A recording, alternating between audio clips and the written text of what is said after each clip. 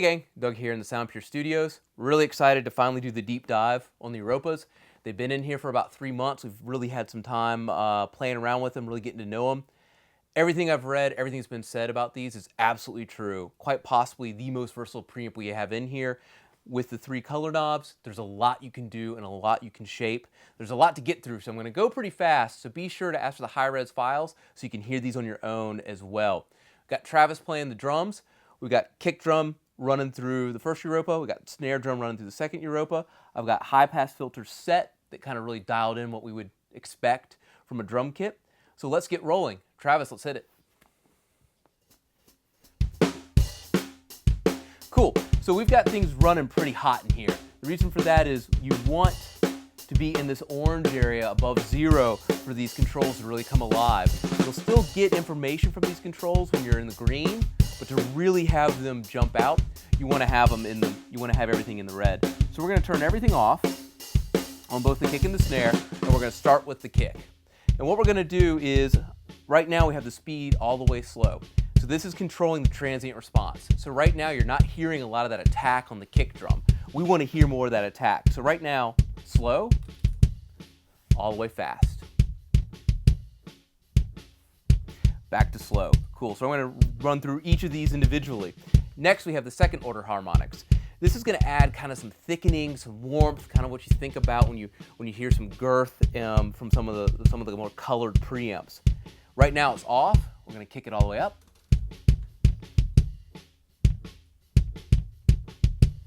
And we're going to bring it all the way back down. Third order harmonics, the triodes.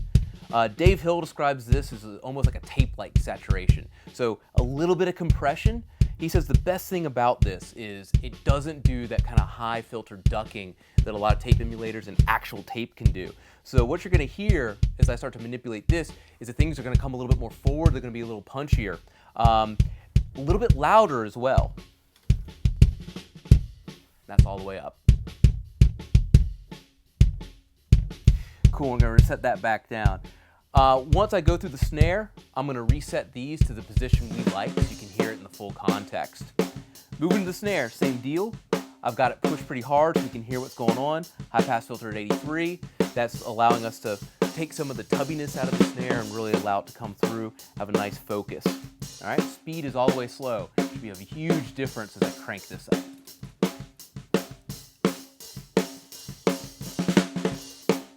But all the way fast, you should be hearing all that attack, all that content, really changing the way the snare sounds. I'm going to dial that back.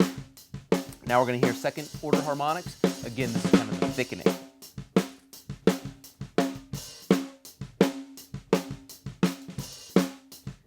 On the snare, I kind of like what this knob did. It really brought a little bit more body to the snare. You're going to hear that in context again here in a minute. And again, we have the third order acting a little bit like a little natural compression, all the way cranked.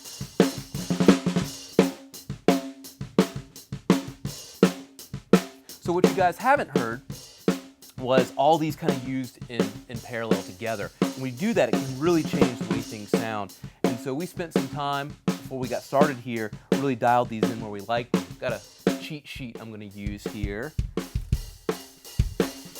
Get this guy set up.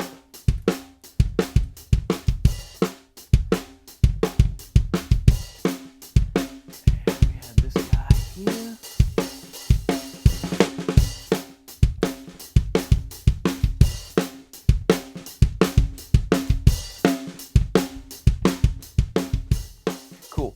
So with this setup, with everything running together, we really felt that this helped the snare get real punchy, real focused. We were able to get a little bit of the ring out, but it still had a nice body to it.